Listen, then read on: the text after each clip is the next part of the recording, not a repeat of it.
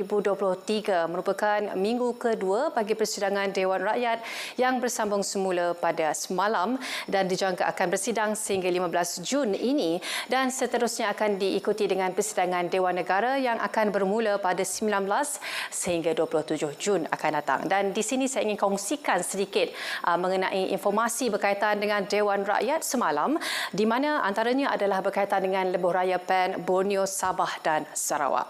Dan ini mengikut Kementerian Kerja Raya KKR memaklumkan bahawa fasa 1 bagi projek Lebuh Raya PAN Borneo ataupun LPB di Sabah dan juga Sarawak dijangka siap sepenuhnya pada tahun 2025. Dan Timbalan Menteri Datuk Seri Abdul Rahman Mohamad berkata ini berdasarkan beberapa pakej kerja di kedua-dua negeri tersebut masih dalam proses pembinaan. Dan beliau juga menambah bahawa LPB Sabah dengan anggaran jarak keseluruhan 706 km dan dibagikan kepada 35 pakej kerja dan 15 daripadanya menyaksikan pelantikan kontraktor sudah pun dilakukan. Dan selain itu juga pelantikan tersebut dibuat adalah bagi tujuan kerja-kerja pembinaan dan status kemajuan sehingga kini adalah 75% siap. Dan ujar beliau lagi bagi fasa 1 LPB di Sarawak pula satu pakej kerja iaitu pakej Teluk Melano Kesematan siap sepenuhnya pada Januari 2019. Dan antara lainnya, isu yang dibangkitkan di Dewan Rakyat semalam adalah berkaitan dengan harga gula, di mana peniaga yang didapati sengaja menjual harga gula melebihi harga kawalan, menyorok bekalan dan juga menetapkan pembelian gula secara bersyarat bakal berdepan tindakan di kompaun, lesen mereka digantung dan juga lesen mereka disenarai hitam serta merta. Dan selain itu juga Menteri Perdagangan Dalam Negeri dan juga Kos Sara Hidup KPDN Datuk Seri Salahuddin Ayub berkata ini berikutan tindakan mereka telah menjejaskan bekalan dalam negara dan juga pengguna terpaksa membayar lebih untuk mendapatkan bekalan gula tersebut. Dan katanya lagi kerajaan tidak akan berkompromi lagi dan akan ambil tindakan tegas serta merta dan termasuk mereka yang didapati menjual gula putih bertapis kasar secara bersyarat termasuk gula jernih. Dan antara lainnya berkaitan dengan penurunan defisit di mana Perdana Menteri Datuk Seri Anwar Ibrahim berkata penurunan kadar defisit fiskal yang terlalu mendadak akan menjejaskan ekonomi terutamanya berkaitan dengan projek-projek pembangunan negara khususnya pendidikan, kesihatan dan juga prasarana desa. Dan jelas beliau lagi kebijakan ekonomi dan Bank Negara Malaysia juga akan menentukan kekuatan ringgit namun kenaikan kadar dasar semalaman ataupun OPR yang terlalu pantas akan diberi perhatian kerana kesan negatifnya kepada para peniaga. Dan tambah Perdana Menteri lagi setakat ini kerajaan dan juga BNM bersifat lebih teliti dan juga berhemah dalam menaikkan kadar faedah selain perlu ada pertimbangan dan juga pendekatan yang harus dilakukan. Dan selain itu juga berkaitan dengan jawatan kuasa pilihan khas di mana 10 ahli parlimen dari kerajaan dan pembangkang telah dilantik memperkongsikan jawatan kuasa pilihan khas Parlimen ke-15 ataupun JKPK bagi membantu menambah baik urusan kementerian-kementerian. Dan Dewan hari ini dimulakan dengan pertanyaan bagi jawab lisan dan kami bawakan perhatian anda ke persidangan Dewan Rakyat. Silakan. Allahumma salli alaihi wasallam. Dipersilakan Datuk Seri Utama Hasni bin Mohamad yang berhormat Simpang Renggam. Assalamualaikum warahmatullahi wabarakatuh. Salam sejahtera. Datuk Timbalan Di-Pertua, hari ini Simpang Renggam memulakan sidang Dewan dengan soalan yang pertama pagi ini. Terima kasih.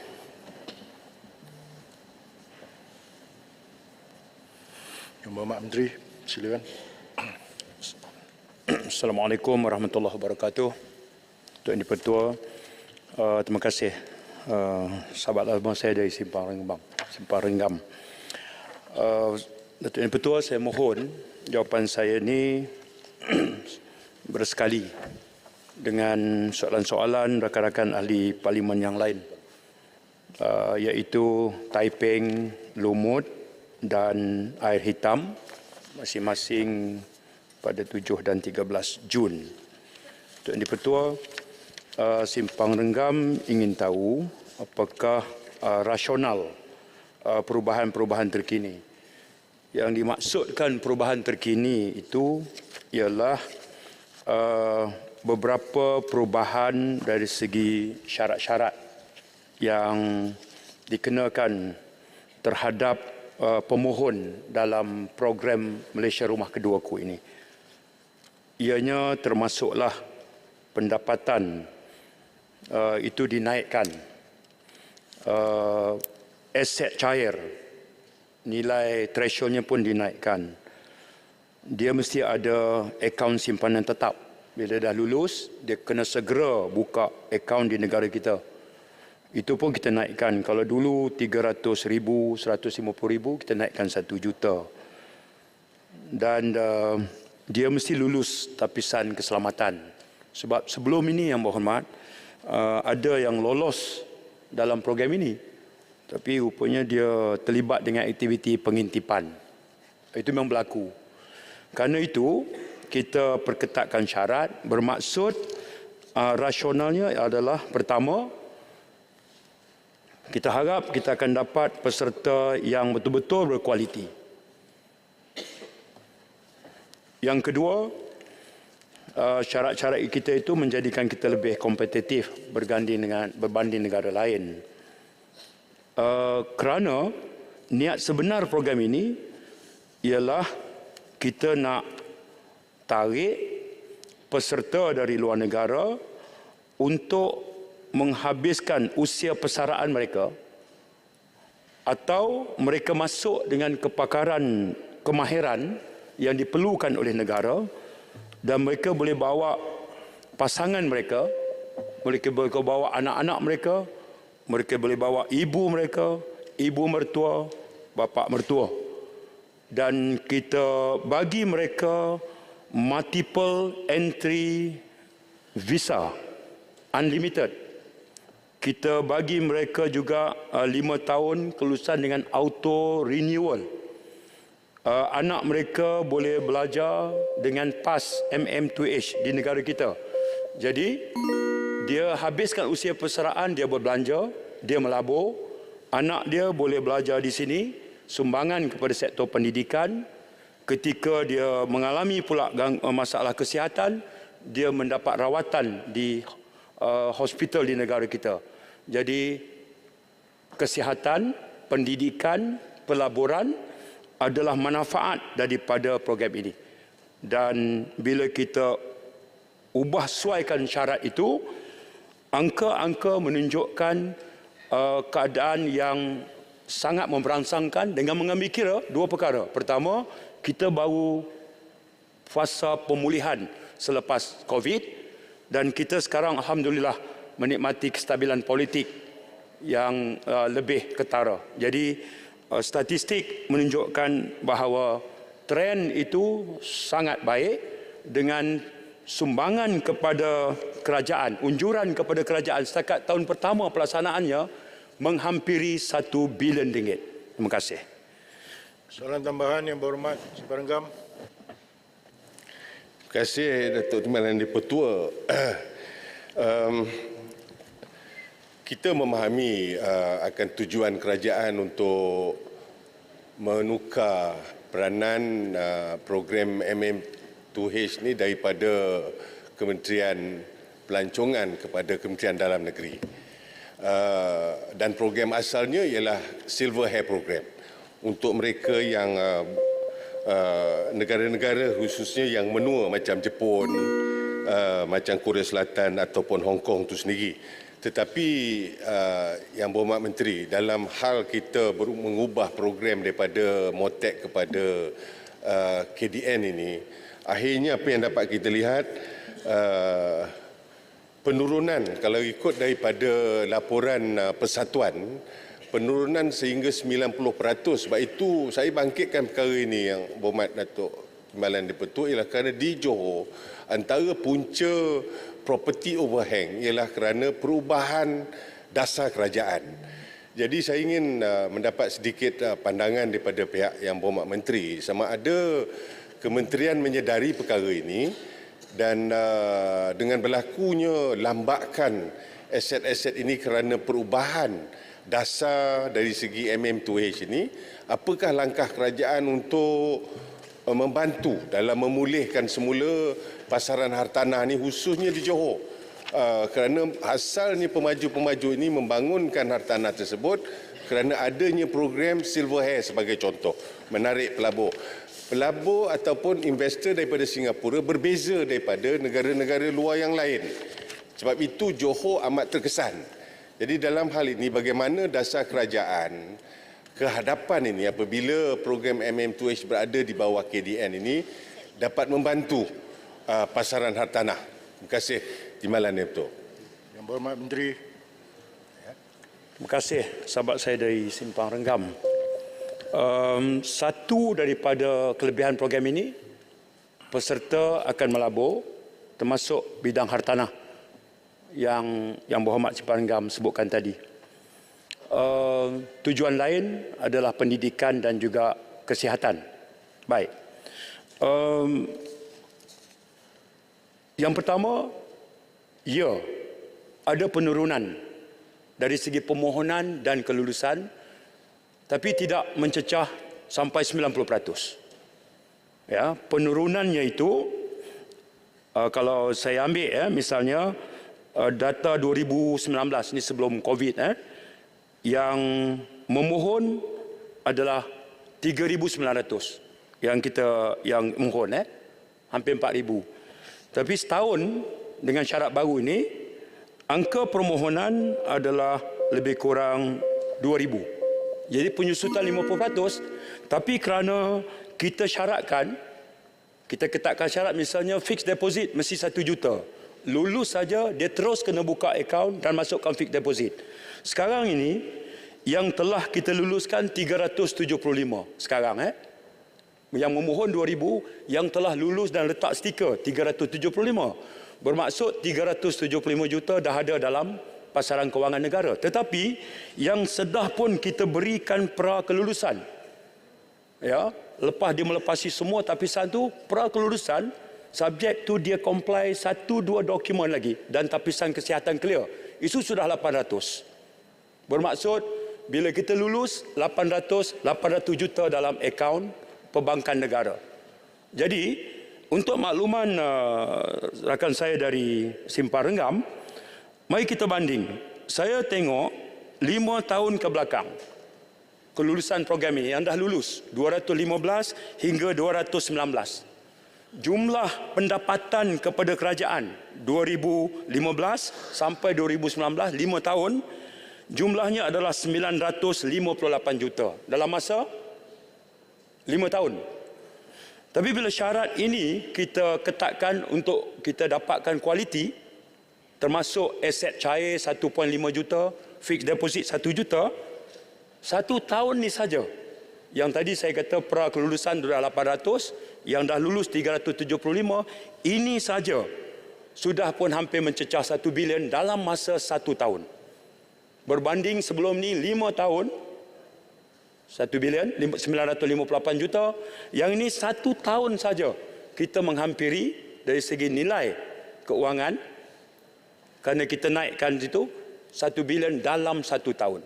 So statistik berbicara penurunan dari segi permohonan dan kelulusan, tetapi sebab kita go for quality dengan izin, nilai kalau ukurannya adalah nilai keuangan. Kita lulus yang lama dengan syarat longgar, 5 tahun income 1 bilion. Yang ini 1 tahun income menghampiri 1 bilion. Itu je beza dia. Terima kasih. Masjid Tanah. Silakan Yang Berhormat Masjid Tanah. Terima kasih Yang Berhormat Tuan Speaker. Terima kasih Yang Berhormat Menteri di atas jawapan tersebut, dan saya ucapkan syabas dan tahniah kerana sebagaimana jawapan Yang Berhormat Menteri tadi, dalam tempoh setahun hampir mencecah 1 bilion kutipan melalui program MM2H ini. Saya pernah duduk di Motek dan kita tahu bagaimana program MM2H ini berjalan. Dan saya sepatutnya ucapan tahniah ini harus saya rakankan kepada Ketua Pembangkang kerana program ini dilaksanakan sewaktu beliau menjadi Menteri KDN pada penggal lepas. Dan soalan saya, adakah pihak kementerian ada menjalankan kajian terperinci terhadap negara jiran seperti Thailand, Indonesia, Singapura yang turut mempromosikan program seumpama ini secara agresif yang kita tengok Indonesia, Thailand memang sangat agresif, terutama sekali dari segi mempromosikan pelancongan, termasuk keperluan menjadikan MM2H ini lebih fleksibel dari segi pemilikan akaun simpanan tetap dan pengisaran aset cair, kadar fee PAS dan fee proses serta tempoh PAS lawatan sosial jangka panjang. Terima kasih Yang Berhormat. Yang Berhormat Menteri. Terima kasih rakan saya dari Masjid Tanah. Saya tak ada masalah, sahabat saya larut. Polisi lama, kerajaan baru, bila kita masuk, kita tegaskan. Polisi lama yang bagus, kita teruskan. Yang ada kelemahan, kita perbaiki. Kalau ada keperluan perkenal dasar baru, kita perkenalkan. Itu saya fikir spirit. Dan saya hargai usaha-usaha terdahulu. Ya. Saya tak ada masalah. Cuma kalaulah laporan audit menegur kelemahan lepas, janganlah Yang Berhormat sampai mengelak terus untuk bahas. Itu aja. Jadi jangan selektif lah. Ya. Saya okey bab itu. Ya. Baik, soalan Yang Berhormat sangat khusus. Apakah kerajaan membuat perbandingan dengan program yang serupa di peringkat negara serantau, terutama Singapura dengan Thailand? Yang Berhormat, jawapan saya begini. Masing-masing negara ni dia ada niche dia. Ya, dia ada advantages, kelebihan, dan dia ada disadvantages dia. Malaysia di celah-celah serantau ini masih tetap ada kelebihan. Dan bila kita tengok antara lonjakan yang berlaku ini adalah faktor penyumbang utama adalah kestabilan politik, Yang Berhormat. Yang itu tidak syak lagi lah. Sebab kita bergelut nak pulihkan balik ekonomi post-pandemic COVID. Jadi setiap sektor kita usahakan. Jadi satu daripada inisiatif kerajaan, ini di peringkat antarabangsa pun mengakui program ini adalah program yang ikut menyumbang kepada kerancakan ekonomi. Jadi apabila berlaku kestabilan politik dan Malaysia punya beberapa kelebihan, termasuk secara relatifnya kita punya government yang compact, intact dan functional dengan izin, kita tetap menikmati kadar inflasi serantau yang relatifnya rendah. Ya, kita masih punya kelebihan dan tarikan dalam keupayaan berbahasa, multi-language di kalangan rakyat, ya, dan kita punya keindahan alam sekitar. Sebab fokus program ini, Yang Berhormat Dr. Speaker, adalah untuk menarik pesara. Dan bila kita ubah yang ini, kita dapati bahawa kita mampu menarik warga Jepun, Amerika Syarikat, Korea Selatan, United Kingdom, Canada, Hong Kong, Australia. Ini, ya. Jadi ternyata sasaran untuk mendapatkan yang kualiti ini dengan niche Malaysia ini, kita tetap punya daya tarikan. Saya optimis, Datuk, yang betul, sebab hasil ini baru 1 tahun. Ketika perubahan dibuat oleh sahabat saya dari Larut, kita itu lebih kurang Oktober 2022. Kita belum sedang meniti pembukaan semula ekonomi negara lepas COVID. Jadi bila kita tengok trend ini, saya biarkan angka yang bercakap, angka berbicara menunjukkan trend sebagai lanjutan reaksi saya pada simpan renggam tadi. Kalau 5 tahun dulu, angka menunjukkan 1 bilion, lebih tepat 958 juta. Tapi bila kita naikkan kriteria 1 tahun, kita sudah mencecah. Sekarang ni menuju kepada 1 bilion bila kita memberikan kelulusan. 800 lebih itu pra kelulusan dan 375 yang dah lulus, 375 fixed deposit sudah pun dalam sistem perbankan kita. Terima kasih. Speaker, boleh soalan tambahan satu lagi? Fixed deposit ni berapa tahun? Yang Berhormat, adakah 2 bulan? Satu lagi soalan tambahan. Yang Berhormat, 2 bulan. Duduk Yang Berhormat.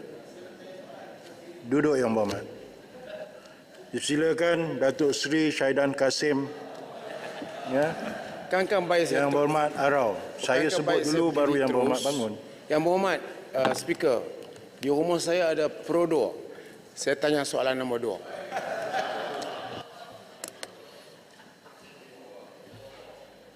Yang Berhormat Menteri.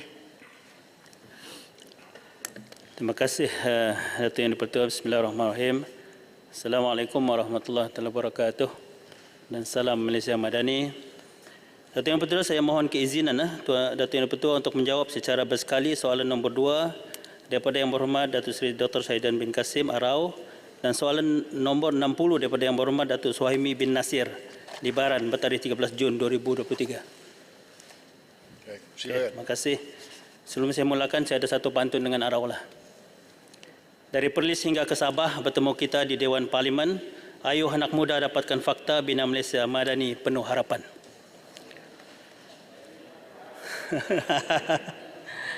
Berdasarkan laporan survei tenaga buruh oleh Jabatan Perangkaan Malaysia, kadar pengangguran belia bagi suku pertama tahun 2023 menurun sebanyak 1% kepada 10.1% berbanding 11.1% pada suku pertama tahun 2022. Kadar pengangguran yang tinggi di kalangan belia dilihat sebagai fenomena global yang dihadapi oleh kebanyakan negara di seluruh dunia yang mengambil kira kumpulan umur ini berada di dalam proses transisi daripada alam pengajian kepada pasaran pekerjaan. Seterusnya melalui proses untuk mendapatkan pekerjaan. Kerajaan secara berterusan merangka dan melaksanakan pelbagai inisiatif merentasi kementerian dan agensi bagi membantu mengurangkan kadar pengangguran secara keseluruhannya termasuk dalam kalangan belia di bandar dan di luar bandar. Untuk makluman juga, kadar pengangguran kita keseluruhan yang tadi belia, keseluruhan juga menurun. Kadar pengangguran suku keempat 2022 3.6%. Dan untuk suku pertama tahun ini 2023 35%. Dan untuk Perlis Arau menurun juga 2022 2.2% dan suku pertama tahun ini 2.1%. Kementerian Sumber Manusia melalui Perkeso mempergiatkan beberapa program bagi menggalakkan penyertaan tenaga kerja termasuk di kalangan belia. Antaranya melalui penyediaan platform My Future Jobs. Di sini sahaja terdapat lebih daripada 1 juta kekosongan jawatan. Dan dari segi profesional, yang kekosongannya adalah lebih kurang 148,000. Program Karnival Kerjaya di seluruh negara digerakkan sebanyak 1,366 siri karnival telah dijalankan sehingga kini dengan 21,740 pencari kerja telah berjaya mendapatkan penempatan pekerjaan di mana 78.12% adalah daripada kalangan belia.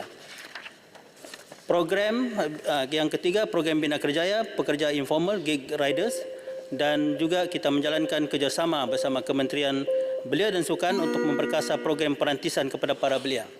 Mohon izin Datuk Yang Pertua, sebab ini penting untuk belia, saya mohon sedikit masa. Silakan Menteri. Menawar dan menyediakan pelbagai program dengan izin reskilling dan upskilling berteraskan pendidikan dan latihan teknikal dan vocational TVET dan pelbagai disiplin cabang pekerjaan melalui Jabatan Tenaga Manusia, Jabatan Pembangunan Kemahiran, Pembangunan Sumber Manusia Berhad dan Perkeso.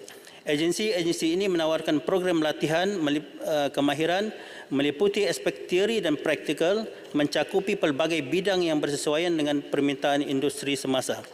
Berdasarkan statistik penilaian majikan terhadap pelajar TVET kita melalui kajian ILJ JTM yang menjalani latihan industri mendapati 99.4% majikan berpuas hati dengan kualiti dan prestasi pelajar melaksanakan kerja. Selain itu, KSM turut mempergiatkan usaha mengadakan program melalui Talent Corp dengan fokus terhadap pembangunan kebolehpasaran dan kebolehkerjaan bakat muda negara melalui sinergi dan kerjasama merentasi kementerian, jabatan, agensi kerajaan, pemain industri dan institusi pengajian tinggi awam serta teknikal. Antara inisiatif tersebut ialah platform pemprofilan MyNext, program latihan industri berstruktur nasional MySIP dan kolaborasi industri akademia dan juga program Young Employable Student. Yes. Kementerian Sumber Manusia komited dalam menjaga dan melindungi golongan pekerja di negara ini. Walau bagaimanapun, tiada peruntukan undang-undang berkaitan pemilihan pekerja oleh majikan, sama ada untuk memilih pekerja berpengalaman atau lepasan graduan baru. Sekiranya majikan menetapkan syarat yang mengutamakan pekerja yang mempunyai pengalaman berkaitan, pekerjaan yang ditawarkan ianya bukanlah satu kesalahan. Persetujuan kedua-dua pihak untuk memasuki suatu kontrak perkhidmatan adalah tertakluk kepada jenis pekerjaan, pengalaman taraf pendidikan, kelayakan serta kemahiran yang diperlukan berdasarkan jenis kekosongan yang diiklankan. Sekian, terima kasih. Soalan tambahan yang berhormat Rao. Ya, terima kasih. Jawapan bagus tapi salah tempat. Datang sini bagus. Yang mana statistik penganggur dalam kalangan belia setakat tahun 2022 menurut Institut Penyelidikan Pembangunan Belia Malaysia ialah 611,900 orang. Dari 15 hingga 24 tahun 301,300 orang dan 25 hingga 34 206,100 orang. Pada tahun 2022, Datuk Ismail Sabri, Perdana Menteri ketika itu maklumkan bahawa sebanyak 46.2% anak muda berpendapatan bulanan purata kurang 2,500. Soalan saya, Yang Berhormat. Yang Amat tak boleh jawab pun tak apa, jawab kata akan ambil tindakan. Sejauh manakah Kerajaan Persekutuan mengambil berat dan menyedari usaha kepimpinan kerajaan negeri menarik pelabur asing untuk melabur dan membangunkan negeri masing-masing yang sekaligus membuka peluang pekerjaan yang banyak kepada rakyat khususnya golongan belia.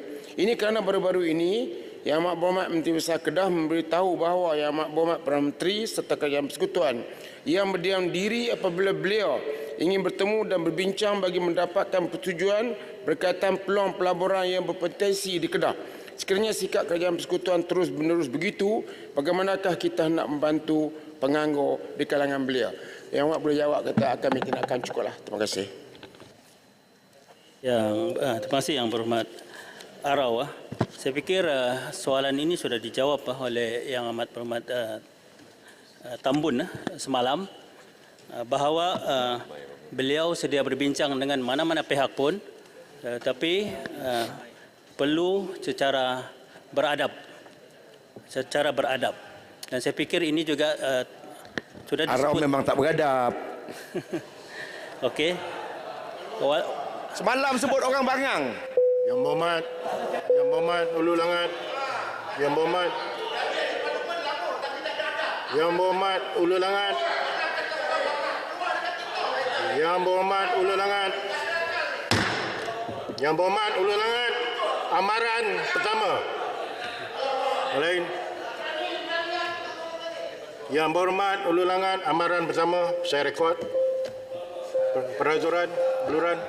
36.6, 36.4, Ulu Langat bukan sekali. Semalam pun melakukan tabiat yang sama, melanggar peraturan. There are too many warnings yang dipertua. So, dia patut tindakan lebih keras daripada memberi amaran setiap hari. Dia bukan saja, semua orang tahu setiap hari. So, there are too many warnings given to this MP. Apa spesial sangat Ulu Langat? Terima kasih. Yang Berhormat Beluran, saya ambil maklum, saya telah rekodkan dalam prosiding saya akan rekodkan setiap amaran yang saya beri. Setakat ini, Ulu Langat, amaran pertama. Masuk amaran ketiga, saya tidak akan bagi leeway anymore. Ya? Baik di sebelah pembangkang, baik di sebelah kerajaan. Ya? Okey. Yang Berhormat Arau, sekarang Menteri dah jawab ya. Tampin. Tuan Speaker, tampin Tuan Speaker. Yang Berhormat Baik Besar. Terima kasih. Terima kasih Tuan Yang Dipertua. Terima kasih Yang Hormat Perdana Menteri. Yang Berhormat, yang lain duduk. Tampin Tuan Speaker. Datuk Pertua, mohon saya teruskan sedikit lagi. Saya setuju dengan Yang Berhormat Arau tadi bahawa pelaburan penting dan ini akan sekaligus akan mengurangkan kadar pengangguran di negara ini. Dan saya juga meminta supaya pelaburan ini biarlah merata ke seluruh negara, terutama Sabah dan Sarawak. Sebab kalau kita lihat dari segi statistik pengangguran, yang paling tinggi sekarang ini adalah Sabah, 7.7%, melebihi kadar pengangguran nasional, iaitu 3.5%. Jadi saya fikir saya bersetuju dengan Arau supaya pelaburan dipergiatkan. Ini memerlukan satu kerajaan yang stabil. Dan kita harap anak-anak muda kita akan menyokong terus kerajaan Malaysia Madani selepas ini. Sekian, terima kasih. Datuk Speaker, tampin Datuk Speaker. Yang Penting. Berhormat Baik Besar, saya lihat dia dulu. Terima kasih. Yang lain duduk. Tuan Yang Dipertua. Duduklah Terima kasih. Yang Hormat Perdana Menteri. Yang lain minta duduk ya. Saya meneliti jawapan daripada Yang Hormat Perdana Menteri sebentar tadi Dan saya nak tanya kepada Kementerian Yang Berhormat, apakah dasar yang terkini? Sebab saya melihat di antara dua perkara, pengangguran nasional 3 kali ganda merupakan pengangguran di kalangan belia. Tetapi isu pokoknya adalah gaji Yang Berhormat, gaji yang bermaruah. Gaji yang bermaruah inilah yang menjadikan satu neraca bagaimana pengangguran itu meningkat atau menurun. Dan saya nak tanya kepada Yang Berhormat, dulu kerajaan yang terdahulu beri tumpuan kepada gig ekonomi untuk kita menurunkan kadar pengangguran. Sekarang kita beralih pada TVET. Dan adakah apa yang kita lakukan ini dapat memberi nilai tambah kepada gaji bermaruah di kalangan anak muda dan belia? Terima kasih, Yang Berhormat. Yang Berhormat Menteri. Terima kasih Yang Berhormat Paya Besar atas keprihatinan tentang isu belia ini. Memang isu yang kita hadapi sekarang ini ialah tentang masalah gaji di kalangan belia. Dan saya fikir inilah sedang dibincangkan oleh pelbagai kementerian bahawa kita sedang menuju kepada gaji progresif. Dan kita harap dengan kerajaan baharu ini, Malaysia Badana ini, pelaburan akan datang ke negara ini dan kita akan meningkatkan ekonomi kita. Dan kita boleh meminta supaya majikan-majikan kita memperhalusi dan mengambil kira perkembangan ekonomi ini dan memastikan bahawa pekerja kita, terutama anak-anak belia, generasi muda akan mendapat gaji yang lebih baik berbanding dengan keadaan gaji yang di bawah kerjaan yang sebelum ini. Jadi ini penting. Yang saya mau tekankan sekali lagi bahawa kestabilan politik itu penting. Kita perlu kerajaan yang stabil untuk memastikan bahawa nasib anak muda kita terbela untuk masa depan. Sekian, terima kasih. Ya, Yang Berhormat. Soalan tambahan. Tidak ada. Saya hanya menangkan 2 saja. Untuk meluaskan lagi soalan-soalan agar banyak dapat disoalkan. Terima kasih. Di dalam. Sila duduk. Yang Berhormat Moh. Dipersilakan Tuan Ku Pei Tiong, Yang Berhormat Kota Melaka. Timbalan Speaker, soalan saya soalan yang ketiga. Menteri. Terima kasih Datuk Timbalan Yang di-Pertua. Pada 17 hari bulan Mei 2022, Lynas telah mengemukakan permohonan kepada Jabatan Tenaga Atom JTA dan Menteri Sains, Yang Berhormat Menteri Sains Teknologi dan Inovasi ketika itu untuk menggugurkan 4 syarat lesen LPTA/A/1333 berkaitan pengurusan residu water leach purification WLP dan activity cracking and leaching CNL di Lynas Advanced Materials Plant. Permohonan berkenaan telah dibawa untuk pertimbangan Lembaga Pelesenan Tenaga Atom AELB dan pada 13 hari bulan Februari 2023 lembaga telah menolak permohonan berkenaan.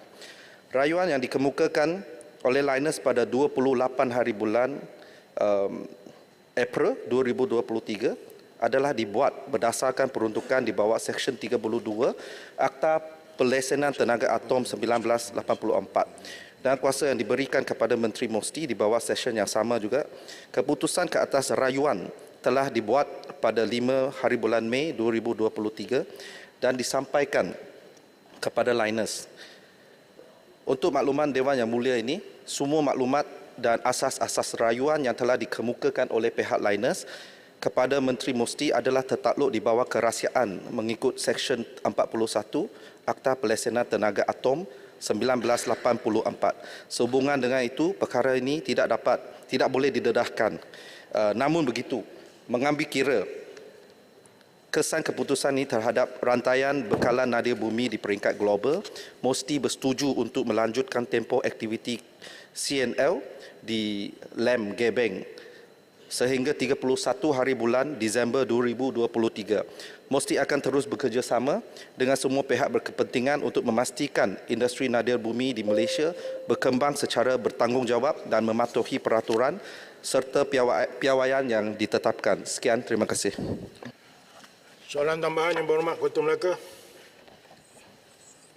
Terima kasih kepada Menteri atas jawapan. Pertama sekali saya ingin ucapkan tahniah kepada Menteri dan Kerajaan kerana bertindak adil dan begitu tegas dalam keputusan Lynas ini. Dan kita lihat menteri dan kerajaan tidak mengalah, sungguh pun mendapat tekanan daripada Linus dan juga lobby daripada Linus. Jadi hari ini Linus dia memberi satu gambaran kepada orang awam bahawa mereka adalah mangsa. Mereka ditindas dalam isu Linus ini.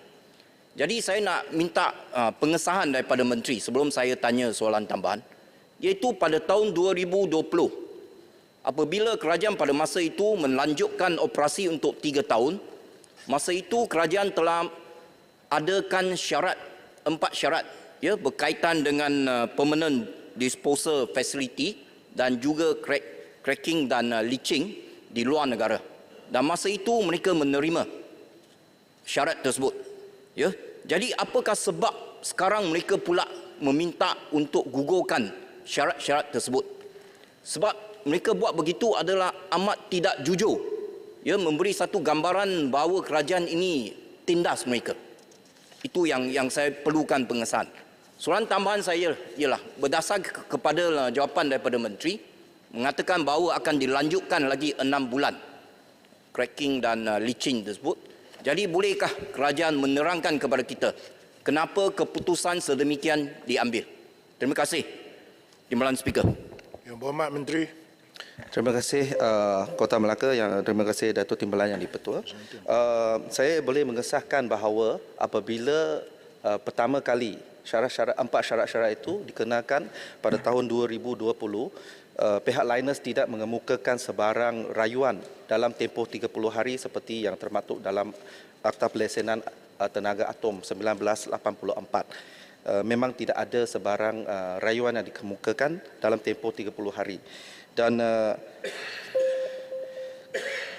kenapa kita memberikan lanjutan 6 bulan? Kerana kita dimaklumkan bahawa fasiliti cracking and leaching di Australia, di Kalgoorlie, Australia itu tidak dapat disiapkan semasa pada bulan 7 Julai tahun ini.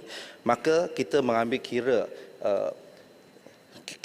kira rantaian supply chain, global supply chain supaya tidak terjejas, maka kita ambil satu keputusan supaya dia diberi lanjutan 6 bulan lagi. Tetapi lanjutan ini adalah mutamat mengikut juga Seksyen 32/5 bahawa keputusan itu adalah mutamat dan tidak boleh diubah lagi. Sekian, terima kasih. Yang Berhormat Machang. Ya. Terima kasih Tuan Di-Pertua. Yang Berhormat Menteri, saya nampak kerajaan Malaysia Madani ini ada hala tuju yang tidak jelas berkenaan dengan nadir bumi yang kita bincang pada hari ini. Di sebelah ke Menteri Ekonomi, beliau mahu menjuarai tenaga boleh baru yang memerlukan nadir bumi untuk menjayakannya.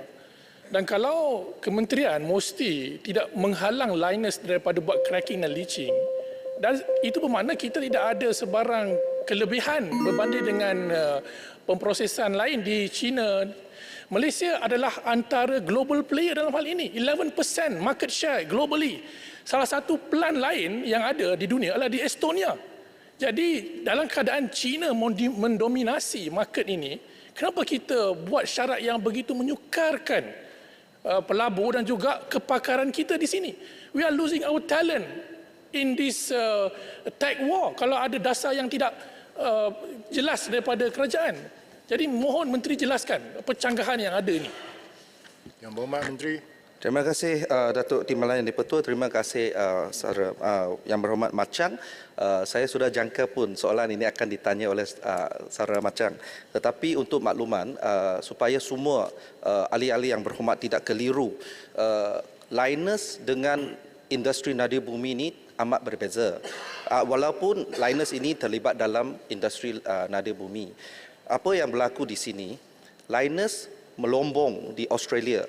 Dia hantar lanthanide concentrate ke Malaysia untuk diproses. Lepas itu, apa yang residu itu, WLP akan ditinggalkan di Malaysia. Tetapi apa yang common practice di luar negara adalah di mana mereka melombong, mereka akan membuat pemprosesan cracking and leaching in situ. Lepas itu, WLP akan diletak balik ke dalam lombong. Dan itu adalah common practice di mana-mana tempat. Dan untuk makluman yang berhormat, kerajaan kena mengambil kira beberapa faktor, bukan sahaja satu faktor saja. Kita kena mengambil kira dasar kerajaan, kita kena mengambil kira impak terhadap alam sekitar, kita juga kena mengambil kira respon masyarakat setempat dan saya rasa dalam perkara ini kerajaan amat konsisten. Dari 2020 kita sudah kenakan syarat-syarat tersebut dan hari ini syarat-syarat yang sama juga yang dikenakan. Tak ada change in policy. That's why tak ada element of surprise. Pada tahun 2020 sudah pun liners maklum tentang syarat-syarat ini dan mereka juga terima dengan baik. Dan mereka telah pun melaksanakan syarat-syarat ini termasuk pembinaan satu cracker and leaching plant di Kalgoorlie, Australia. So sekarang kita berikan lanjutan 6 bulan supaya global supply chain tidak terjejas. So saya tak nampak ada apa-apa change in policy. Sebab dari 2020 sampai hari ini terdapat 4 orang menteri, termasuk dua orang menteri pada masa zaman Saudara Machang. So 4 orang menteri tidak ada membuat, kita sudah teliti semua syarat-syarat ini dan tidak ada membuat keputusan untuk tukar syarat itu. That's why saya rasa konsistensi itu sangat penting, terutamanya apabila ini melibatkan pelaburan asing. Sekian, terima kasih. Saya nak mohon sangat-sangat, saya tahu kan ada 2 soalan, tapi nak mohon sangat sebab isu ini isu penting, sangat penting. Saya mohon 1 soalan tambahan. Yang berhormat Kubang Krian, minta maaf, saya telah buat keputusan. Permintaan diterima. Terima kasih. Dipersilakan Datuk Hajah Mumtaz binti Mat Nawi yang berhormat Tumpat. Assalamualaikum. Soalan saya nombor 4.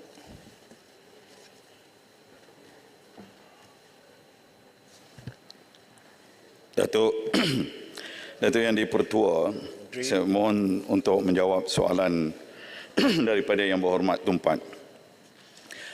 Seperti mana Yang Berhormat sedia maklum, Afghanistan telah melalui sejarah pergolakan dalaman yang panjang, bermula dengan pergolakan politik pada awal 70-an, diikuti Perang Soviet 1978-1989, Perang Saudara 1989-1992 dan pemerintahan Emiriah Taliban 1996 hingga 2001. Kemudian Afghanistan berada di bawah campur tangan dan kehadiran tentera di bawah panji pertubuhan Perjanjian Atlantik Utara atau NATO yang dipimpin oleh Amerika Syarikat bermula 2001 hingga 2021. Malaysia melalui Kementerian Luar amat prihatin dan sentiasa memantau rapat perkembangan yang berlaku di Afghanistan. Kementerian juga bekerjasama dengan negara-negara luar melalui platform Dua Hala dan pelbagai hala bagi memastikan pendirian Malaysia terhadap isu-isu di Afghanistan, termasuk mengukuhkan institusi pentadbiran dan memberdayakan potensi dan penglibatan wanita dan pendidikan kanak-kanak dapat diketengahkan dan disampaikan secara konstruktif dan rasional tanpa menjejaskan hubungan Malaysia dengan mana-mana negara. Semasa mesyuarat ke-9314 Majlis Keselamatan Pertubuhan Bangsa-Bangsa Bersatu atau PBB pada 27 April 2023 yang lalu, Malaysia bersama 91 buah negara ahli telah menaja secara bersama atau co-sponsor dengan izin dan menerima pakai draft resolusi oleh Jepun dan Emiriah Arab Bersatu berkaitan dengan situasi di Afghanistan. Antara lain, menyeru pihak berkuasa di faktor membatalkan persekatan terhadap hak wanita dan kanak-kanak di Afghanistan untuk mendapatkan pendidikan, termasuk keputusan melarang wanita Afghanistan bekerja untuk PBB. Resolusi tersebut turut menekankan kepentingan keterlibatan golongan wanita bagi memacu kestabilan, pemulihan ekonomi dan perdamaian politik di Afghanistan. Sewaktu persidangan antarabangsa pendidikan wanita Afghanistan yang telah diadakan pada 8 Disember 2022 di Bali, Indonesia, Wisma Putra juga telah mengulangi gesaan agar keterangkuman wanita dalam masyarakat sivil dan sektor kerajaan di Afghanistan serta pemerkasaan wanita dan gadis termasuk memastikan hak dan akses penuh kepada pendidikan. Malaysia turut mengambil pendekatan menyokong serta mengambil bahagian dalam usaha-usaha yang dilakukan oleh Pertubuhan Kerajaan Islam atau OIC dalam memastikan keterjaminan keamanan, keselamatan dan hak asasi manusia di Afghanistan. Selain daripada itu juga, Malaysia turut menganjurkan kursus-kursus modal insan melalui MTCP atau Program Kerjasama Teknikal Malaysia yang sehingga kini telah berjaya melahirkan seramai 617 orang pegawai Afghanistan. Demikian juga dengan peranan yang dimainkan oleh Kementerian Pengajian Tinggi melalui Malaysian International Scholarship atau MIS turut memberikan sumbangan untuk memastikan supaya pelajar-pelajar Afghanistan dapat belajar di Malaysia, termasuk juga kalangan wanita. Terima kasih. Soalan tambahan yang berhormat. Terima kasih, Tuan Speaker. Terima kasih kepada Jabatan Menteri yang saya kira sangat komprehensif dalam menjawab tentang isu Pakistan. Yang saya ingin tanyakan kepada kerajaan, adakah kerajaan bercadang untuk mewujudkan sebarang jawatan kuasa bersama di antara negara Pakistan dan Malaysia, khususnya untuk pendidikan, kerana saya kira dalam hal Malaysia, imej kita di mata mereka lebih baik berbanding negara lain, khususnya dalam OIC. Jadi kita boleh gunakan platform ini untuk sekurang-kurangnya menawarkan lebih banyak tempat dan juga mungkin kerjasama yang lebih serius dengan kerajaan Afghanistan sekarang. Terima kasih. Yang berhormat Menteri. Terima kasih atas soalan tambahan. Seperti yang telah pun saya maklumkan tadi, melalui pendekatan MTCP dan juga melalui pendekatan Kementerian Pengajian Tinggi, kita bersedia malah untuk pengetahuan yang berhormat juga dan ahli Dewan, sehingga kini pihak Kerajaan Malaysia dan Kerajaan Qatar, Indonesia dan lain-lain turut mengadakan perbincangan bagaimana kita ingin mewujudkan kerjasama bagi memberi peluang dan ruang kepada golongan wanita khususnya untuk mendapatkan pendidikan. Maka setiap negara diberikan beberapa ribu kuota untuk kita berikan ruang itu bagi mereka belajar termasuk di negara kita. Yang berhormat Sri Gading. Terima kasih kepada Timbalan Yang Bertuah. Memandangkan kepada perkembangan persamaan dari sudut jentina, maka keperluan kalau kita lihat keterbukaan di dalam agama Islam pun tidak mengasingkan tentang kedudukan seorang wanita, apatah lagi bagi sebuah negara seperti Afghanistan. Saya sangat bersetuju dengan soalan yang dikemukakan dan berterima kasih kepada tindakan-tindakan kerajaan sebelum daripada ini. Persoalan saya, kalau katakan ada scholarship kepada pelajar-pelajar daripada Afghanistan yang kita berikan, berapakah jumlahnya dan kepada golongan wanita yang berada di sana yang ada pendidikan, bolehkah di bawah jabatan ataupun di bawah kementerian luar mengadakan bawa mereka melihat perkembangan-perkembangan ataupun pendedahan kepada sistem pendidikan dan juga sistem pentadbiran di negara kita. Boleh tak itu dilaksanakan? Yang berhormat Menteri. Itu antara dasar-dasar yang Malaysia laksanakan, termasuk juga dalam konteks kita memberikan pendedahan dari segi bidang-bidang yang diperlukan. Jadi soalan yang dikemukakan oleh Yang Berhormat tadi sebenarnya telah pun terangkum dalam perancangan yang telah pun dilaksanakan dan juga yang akan dilaksanakan nanti melalui dengan kerajaan Qatar dan lain-lain lagi. Dan ini yang paling mustahak ialah saya ingin maklumkan ialah dari segi bidang-bidang yang nak dikemukakan, iaitu antara lain dalam bidang profesional, antara yang dibincangkan terkini ialah dari segi bidang perubatan sebagai contoh yang memerlukan doktor-doktor wanita untuk diketengahkan di sana Dan ini merupakan antara cabaran utama, dan dalam perbincangan yang diadakan melalui pendekatan bersama ini, pendekatan Malaysia, Qatar, Indonesia dan lain-lain, kita mengambil kira semua aspek itu, dan termasuk juga antaranya bagaimana untuk melahirkan lebih ramai golongan pendidik di sana bagi melaksanakan agenda pendidikan di Afghanistan. Terima kasih.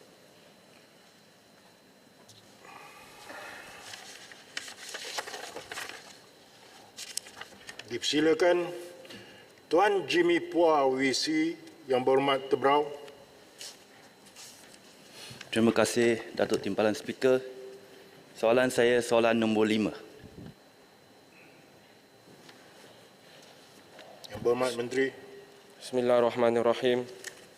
Tuan Yang di-Pertua, Kementerian Pelancongan Seni dan Budaya MOTEK melalui Jabatan Warisan Negara JWN telah mengambil inisiatif untuk mewartakan makanan warisan di Malaysia di bawah Akta Warisan Kebangsaan 2005, Akta 645. Pewartaan ini bertujuan bagi melindungi serta memelihara makanan warisan di negara ini agar tidak pupus, sehingga tahun 2023 sebanyak 213 makanan warisan dari pelbagai negeri dan berbilang kaum telah diiktiraf sebagai warisan kebangsaan di bawah Akta 645. Pada Mac 2023, MOTEK telah menghantar pencalonan budaya sarapan Malaysia dengan izin Malaysian Breakfast Culture ke UNESCO bagi mendapat pengiktirafan di bawah kategori dengan izin Representative List of the Intangible Cultural Heritage of Humanity. Melalui pencalonan ini, Malaysia telah mengetengahkan tentang budaya makanan sarapan melalui pengambilan makanan warisan yang telah menjadi kebiasaan dan pilihan rakyat Malaysia berbilang kaum, antaranya seperti nasi lemak, roti canai dan teh tarik. Sekiranya pencalonan ini berjaya kelak, MOTEK yakin usaha ini dapat membantu meningkatkan lagi visibiliti Malaysia di peringkat dunia dengan menjadikan Malaysia sebagai tarikan destinasi pelancongan yang kaya dengan kepelbagaian makanan warisan. Faktor geografi negara yang berhampiran, tidak mustahil terdapat makanan warisan yang mungkin mempunyai persamaan dengan Malaysia. Justru itu, di peringkat antarabangsa, mekanisme pencalonan secara bersama atau multi-nomination melibatkan negara-negara anggota lain boleh dilaksanakan di bawah Convention for the Safeguarding of the Intangible Cultural Heritage. Perkara ini juga adalah bertepatan dengan Perenggan 13 dengan izin Operational Guidelines for the Implementation of Convention for the Safeguarding of the Intangible Cultural Heritage yang menggalakkan pencalonan secara bersama sekiranya elemen warisan turut didapati di negara-negara anggota lain, termasuklah juga makanan. Penyenaraian secara bersama dengan negara-negara lain ini akan memperkukuh dan merapatkan lagi hubungan dua hala antara negara melalui perkongsian budaya yang sama. Sekian, terima kasih. Soalan tambahan yang berhormat Tebrau. Terima kasih Datuk Timbalan Speaker. Terima kasih Menteri atas jawapan yang ringkas dan padat. Usaha itu baik, tapi persepsi itu lagi penting. Sebenarnya Datuk Speaker, saya memajukan soalan ini selepas saya menonton satu dokumentari Channel News Asia, di mana dalam dokumentari itu telah dipertikaikan origin sajian pakute itu yang kita semua tahu berasal daripada Klang Selangor. Tapi daripada dokumentari itu, dia mempertikaikan seolah-olah mungkin dia kepunyaan, dia berasal daripada negara jiran kita. Maka saya terkilan dan saya ada geram sikit. Itulah saya harap kerajaan ni cubalah dari segi persepsi ni, kita cuba mempertahankan warisan makanan kita. Makanan-makanan nasi lemak, teh tarik, laksa tu. Saya cadangkan, adakah kerajaan sedia untuk... Yang berhormat Tebrau, Soalan saya, adakah kerajaan ada hasrat untuk kita tubuhkan satu institut makanan kebangsaan? Di mana di bawah institut tu kita boleh memperkasakan dan juga memartabatkan makanan tradisi kita, dan adakan promosi dan juga dokumentari untuk kita menuntut hak kita sebagai makanan kebangsaan kita dan bukan oleh negara lain. Sekian, terima kasih. Berhormat Menteri. Terima kasih di atas soalan tambahan. Untuk maklumat dan juga makluman yang berhormat Tebrau, di pihak kementerian kita telah menghasilkan 4 buah buku dengan penyelidikan yang cukup rapi. Pagi ini saya bawa 2 buku saja, Tuan Yang di-Pertua. Kalau bawa 4 berat sikit, saya bawa 2 saja. Pertama adalah buku makanan warisan hampir pupus, Endangered Heritage Foods. Untuk semualah boleh tengok. Kedua ialah Malaysia's Culinary Heritage. Usaha yang dimainkan oleh pihak kementerian memang cukup jelas dan cukup rapi. Tetapi kita sedar juga beberapa perkara yang harus diperbaiki kerana seperti yang saya terangkan sebentar tadi, negara-negara lain juga mempunyai persamaan dari sudut makanan warisan mereka. Dan kita tidak mempunyai hak untuk mempertikaikan. Tapi bagaimana kita membezakan makanan warisan kita dengan mereka ialah melalui awareness yang sering kali dilakukan oleh pihak kementerian. Bukan setakat itu saja, malahan dari pihak kementerian juga kita menyediakan grant untuk pihak-pihak tertentu supaya dapat mempromosikan lagi makanan warisan ini bukan hanya di negara kita tetapi di luar negara kita melalui pelbagai program yang telah dilaksanakan sebelum ini. Sekian, terima kasih. Pasir Putih. Pasir Putih. Sila tekan Yang Berhormat. Saya lihat Yang Berhormat dulu. Tekan. Silakan Yang Berhormat. Terima kasih Datuk Yang di-Pertua. Yang Mat Langkawi. Saya nak bertanya, sejak bilakah bak kutih ini menjadi makanan tradisi di Malaysia? Sebab dalam saya melihat 10 makanan tradisional paling popular di Malaysia tak ada bak kutih. 30 makanan tradisional kaum-kaum di Malaysia tidak ada bak kutih. Saya boleh baca sikit. Nasi lemak, kuih bahulu, gula melaka, ketupat, cakwe tioyi, mi sizzling, bubur nasi, tong yuan, kuih bulan, kuih bakul, muruku, tosai, idli, putu mayam. Tak ada langsung disebut bak kutih. Soalannya, Yang Berhormat, nombor 1, sejak bila bak kutih dimasukkan dalam makanan ini? Adakah Menteri bersetuju nak masukkan ke dalam permohonan yang diminta oleh Tebrau tadi? Terima kasih. Yang Berhormat Menteri. Terima kasih Yang Berhormat Langkawi. Untuk kita masukkan setiap jenis makanan sebagai kategori makanan warisan, saya sedikit sebanyak bersetuju dengan pandangan Yang Berhormat Langkawi. Kerana ianya memerlukan satu prospek makanan yang boleh dimakan oleh kesemua rakyat Malaysia. Kalau bak kutih itu menyediakan bak kutih ayam, bolehlah Yang Berhormat Langkawi. Tetapi kalau bak kutih yang dibangkitkan oleh Yang Berhormat Tebrau, dia tak bagi secara spesifik bak kutih jenis apa. Dan saya pun tak boleh jawab secara spesifik. Tapi pokoknya di sini, untuk kita memasukkan makanan warisan ni, ianya harus boleh dimakan dan dirasai oleh kesemua kaum di negara kita ni. Sekian, terima kasih. Majlis mempersilakan Datuk Haji Awang bin Hashim Yang Berhormat Pendang. Terima kasih Datuk Yang di-Pertua. Kehendak rakyat banyak terbenam, inflasi meningkat bagai tak terkata. Giliran saya soalan nombor 6. Soalannya berkenaan geran per kapita. Yang Berhormat Menteri.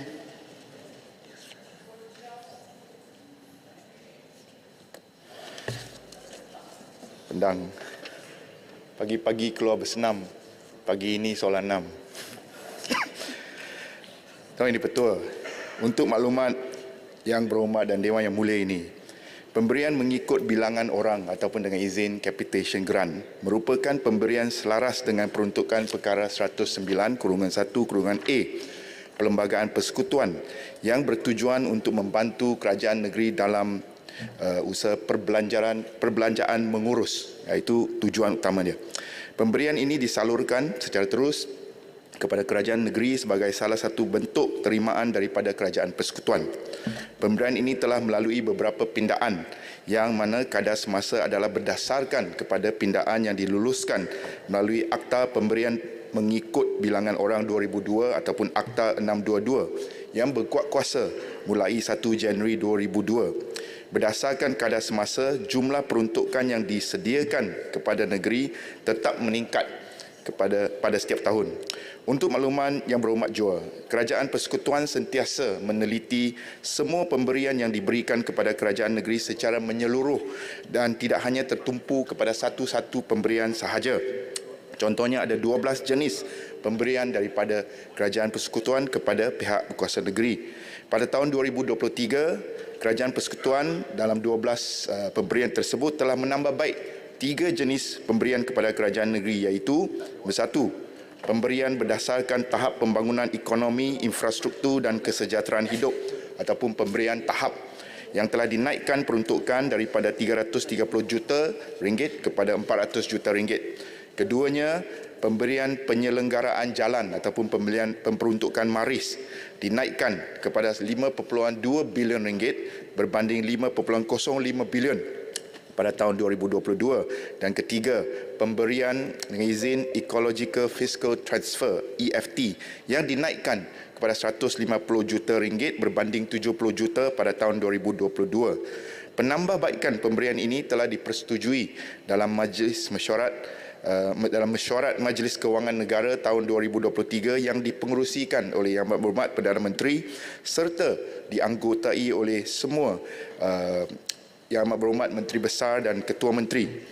Kementerian Kewangan akan sentiasa komited untuk mengkaji secara berterusan dan menimbang penambahbaikan ke atas pemberian-pemberian kepada kerajaan negeri secara menyeluruh tertakluk kepada kemampuan kewangan semasa Kerajaan Persekutuan. Sekian, terima kasih.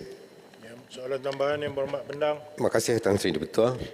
Saya subject to the grant per kapita. Terima kasihlah atas jawapan Yang Berhormat Timbalan Menteri berkenaan dengan grant per kapita. Cuma saya nak sekali lagi saya menyentuh berkenaan dengan grant per kapita ini tidak pernah disemak semula dengan izin review and revise sejak tahun 2002, iaitu sudah 21 tahun, satu jangka masa yang cukup lama. Dalam pada itu, kita juga telah sedia maklum bahawa kadar inflasi semakin meningkat. Sekarang ini masih lagi kekal pada 100,000 orang yang pertama, kerajaan membayar RM72 per head dengan izin. Yang kedua, 500,000 orang yang berikutnya mengikut kadar RM10.20 bagi setiap orang. Yang ketiga, 500,000 orang yang berikutnya mengikut kadar RM10.80 bagi tiap orang. Bagi yang selebihnya mengikut kadar RM11.40 setiap per head per kepala dengan izin. Yang ini sudah 21 tahun. Ini yang kita bangkitkan. Adakah kerajaan bercadang untuk review? Jadi bahkan sepatutnya era pasca pandemik inilah membuka ruang kepada kerajaan persekutuan ataupun kerajaan campuran ini untuk melakukan semakan semula dengan izin revision terhadap kadar pemberian grant per kapita kepada negeri-negeri supaya nilai yang diterima ini setimpal untuk perbelanjaan setiap negeri. Saya minta izin sikit sebab ini soalan ini penting. Grant per kapita agihan full distribution from federal to the each state dengan izin. Silakan Yang Berhormat. Okey, adakah kerajaan bersedia menerima atau mempertimbangkan cadangan ini dan bersifat adil tanpa diskriminasi terhadap negeri yang ditadbir oleh pembangkang? Buktinya, kita tengok baru ini Pulau Pinang dengan mudah saja mendapat peruntukan LRT sebanyak 10 bilion. Sedangkan Kedah nak minta berjumpa atau berbincang dengan Perdana Menteri pun tak dapat sehingga sekarang. Saya nak mencadangkan tidak ada perkara yang tak boleh diselesaikan dengan perbincangan. Kecuali kita bertegang. Kita duduk meja, kita bincang. Masalah peribadi kita letak tepi, ini pengurusan negara untuk rakyat. Jadi saya harap Perdana Menteri yang ada sekarang ini berlapang dada, tidak koyak, kita boleh bincang untuk kepentingan rakyat. Peribadi kita buat masalah, mahkamah akan selesai yang tu. Sekian, itu soalan saya. Yang Berhormat. Yang Berhormat Menteri. Terima kasih. Saya rasa mungkin YB dia kata peruntukan adil kepada setiap negeri. Peruntukan mengikut bilangan orang ni dia bukan ikut politik, bukan ikut keahlian politik, dia ikut bilangan penduduk. Kalau Pulau Pinang ada penduduk yang ramai, maka kalau dikira dari segi formula dia akan lebih tinggi. Tapi untuk makluman YB Pendang, untuk Kedah memang ada kenaikan, dan kenaikan pada tahun ini adalah untuk Kedah 1.04% melebihi paras purata, kenaikan purata bagi setiap negeri. Jadi memang ada kenaikan WIMA untuk negeri Kedah. Dan untuk pengetahuan dan maklumat yang telah saya kongsikan tadi, pemberian kepada negeri bukan setakat pemberian capitation grant. Saya nak bagi contoh pemberian tahap yang bertujuan membantu kerajaan negeri dalam projek-projek infra, pembangunan dan sebagainya untuk orang kampung. Untuk pemberian tahap tahun 2023, Kedah sebenarnya merupakan penerima ketiga tertinggi selepas Kelantan nombor 1, Sabah dan kemudian Kedah. Jadi kalau nak kira politik memang tidak ada kaitan dengan politik lah, Tuan Yang di-Pertua. Saya setuju dengan hasrat YB Pendang untuk mengkaji semula, dan saya minta supaya mungkin perkara ini di sebelah kerajaan negeri dia boleh bawa ke perbincangan di majlis mesyuarat Majlis Kewangan Negara yang akan datang, supaya perkara ini boleh diperincikan bersama-sama dan tertaluk jugalah kepada kemampuan kerajaan persekutuan. Jadi kita bekerjasama, bukan saja nak membangunkan Malaysia secara keseluruhannya, tetapi juga membangunkan setiap negeri, tak kiralah negeri pembangkang ke negeri yang berpihak kepada kerajaan. Sekian, terima kasih. Yang berhormat Bentong. Terima kasih Tuan Speaker, Datuk Speaker. Saya nak bertanya terus kepada Timbalan Menteri bahawa tadi Timbalan Menteri ada menyebut mengenai tahap. Bagaimanakah pemberian tahap ini dikira dan negeri manakah yang mendapat yang paling tinggi sekali selain negeri Kedah itu? Pemberian yang paling tinggi. Yang berhormat Menteri. Terima kasih. Dia tanya terpaling tinggi sekali. Itu dia. Untuk pemberian tahap, tadi saya sebut dah 3 negeri teratas ialah pertamanya negeri Kelantan pada tahun 2023 menerima sejumlah 42 juta, saya bulatkanlah, 42 juta ringgit. Keduanya negeri Sabah menerima peruntukan 41 juta ringgit, dan ketiganya negeri Kedah 40.7 juta ringgit. Ini adalah 3 negeri teratas. Mungkin untuk Bentong, mungkin nak tahu juga tentang Pahang. Pahang menerima 28.2 juta ringgit. Bagi formulanya nanti, sebab dia soalan yang terkejut. Formulanya ialah berdasarkan petunjuk-petunjuk seperti kadar pertumbuhan KDNK, hasil negeri per kapita, KDNK negeri per kapita, kadar perbandaran, kadar pengangguran, rizab negeri, dan juga ada petunjuk kesejahteraan hidup yang termasuk pendapatan penengah bulanan isi rumah, kadar kemiskinan, bilangan doktor per 10,000 penduduk, nisma guru dan pelajar. Metodologinya ialah berdasarkan 10 petunjuk tersebut, data bagi setiap petunjuk negeri akan dimasukkan dalam tujuan pengiraan skor. Saya boleh bagikan formula ini secara bertulis kepada YB Bentong nanti. Terima kasih. Baik, terima kasih Yang Berhormat Menteri. Soalan selanjutnya dipersilakan Datuk Indra Muhammad Shah bin Abdullah. Yang Berhormat Paya Besar. Terima kasih Tuan Yang-Pertua. Terima kasih Yang Berhormat Menteri memilih soalan saya untuk naik. Soalan saya nombor 7. Terima kasih Yang Berhormat Tuan Yang di-Pertua. Terima kasih Yang Berhormat Paya Besar. Keluasan tanah gambut dalam negara yang direkodkan oleh Jabatan Pertanian adalah sebanyak 714,156 hektar. Manakala kawasan pertanian di tanah gambut adalah seluas 342,329 hektar, yang mana 304,000 digunakan untuk pertanian komoditi dan 38,000 digunakan untuk pertanian tanaman makanan. Sebanyak, kalau kita tengok daripada perspektif nasional, 8% daripada kawasan tanah di Malaysia merupakan kawasan tanah gambut dengan taburannya di Johor, Pahang, Selangor, Perak, Terengganu, Kelantan, Sabah dan Sarawak. Dan kawasan tanah gambut mempunyai kekayaan biodiversiti yang tinggi. Untuk makluman Yang Berhormat, secara spesifiknya Kementerian Sumber Asli, Alam Sekitar dan Perubahan Iklim, kami hanya bertanggungjawab dari segi pengurusan hutan paya gambut dalam hutan simpan kekal. Kalau yang dalam kawasan pertanian atau ladang yang disebut tadi, itu di bawah kementerian masing-masing. Sehingga buat masa ini, dasar terbaru yang kita telah ada sejak beberapa tahun kebelakangan ini, hutan simpan kekal di kawasan tanah paya gambut ini tidak dibenarkan untuk jadikan kawasan pertanian. Dan ladang-ladang sawit juga yang baru tidak dibenarkan masuk ke kawasan paya gambut. Selain daripada pulangan ekonomi, tanah gambut juga menyediakan perkhidmatan ekosistem seperti pengawalan banjir dan juga mitigasi kepada fenomena perubahan iklim termasuk dari segi carbon sink yang tinggi.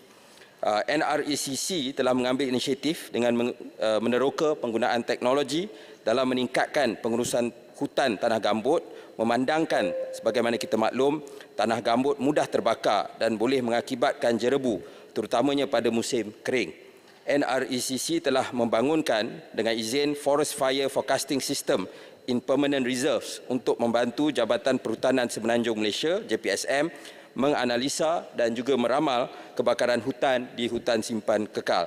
Di samping itu, beberapa kaedah terkini dan teknologi moden digunakan dalam pengurusan hutan paya gambut, termasuklah telaga tiup, menara tinjau, sekatan saliran ataupun check dam dan juga pusat pemantauan sumber hutan ataupun war room digunakan untuk memantau tanah gambut untuk mengelak daripada berlakunya kebakaran. Soalan tambahan yang berhormat. Terima kasih Yang Berhormat Menteri atas jawapan. Walaupun 8% daripada jumlah keluasan tanah di Malaysia ini adalah tanah gambut, tetapi pada pandangan saya tanah gambut ini mesti kita lakukan pengurusan dengan baik. Persoalan yang pertama, Yang Berhormat Menteri dalam jawapan tadi ada menyatakan pelbagai agensi yang menguruskan tanah gambut dan bagaimanakah dasar kerajaan untuk wujudkan satu central coordination di peringkat kebangsaan supaya kita dapat uruskan tanah gambut ini sebaik mungkin. Itu yang pertama.